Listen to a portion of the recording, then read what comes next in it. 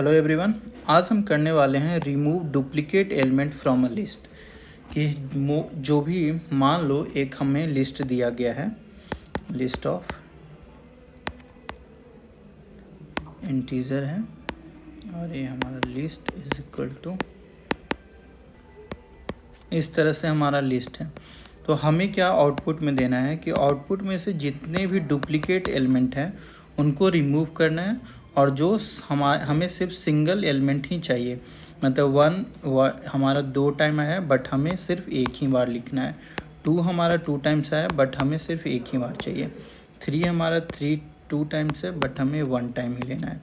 4, 5 and 6 इस तरह से हमारा आउटपुट हो जाएगा। तो चलिए इसका किस तरह से हम सॉल्यूशन करेंगे, तो चलिए इसे सॉल्व करते हैं। तो सबसे पहले मैंने यूटिल पैकेज को इंपोर्ट कर लिया और स्ट्रीम को इंपोर्ट कर लिया है। तो सबसे पहले मैंने यहाँ पे क्या किया, जो हमारा लिस्ट ऑफ इंटीजर है, लिस्ट को मैंने क्रिएट कर लिया है।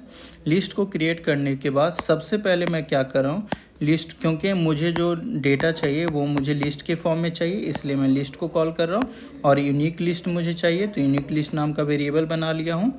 फिर लिस्ट डॉट स्ट्रीम, इस लिस्ट को मैं स्ट्रीम में कन्वर्ट कर ले रहा हूँ। और डॉट डिस्टिंक्ट, डिस्टिंक्ट क्या करता है कि जो भी हमारा सिर्फ और सिर्फ यूनिक एलिमेंट है उसी को डालेगा, अगर उसमें डुप्लीकेट एलिमेंट है तो वो उसे नहीं वो पुट करेगा। Dot collect, collector dot to list क्या करेगा, फिर जो भी हमारा डेटा आया है उसे कलेक्ट करके हमें आंसर शो कर देगा।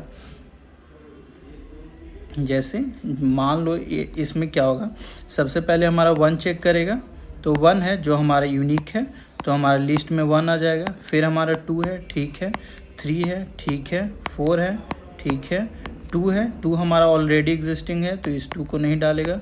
फिर 5 को डाल देगा, 3 को ऑलरेडी है, 6 पुट कर देगा, 1 ऑलरेडी है।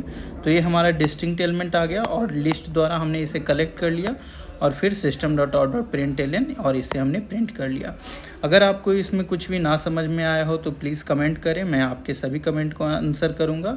और अगर वीडियो आपको अच्छी लगी हो तो प्लीज़ चैनल को सब्सक्राइब कर लें एंड लाइक कर लें।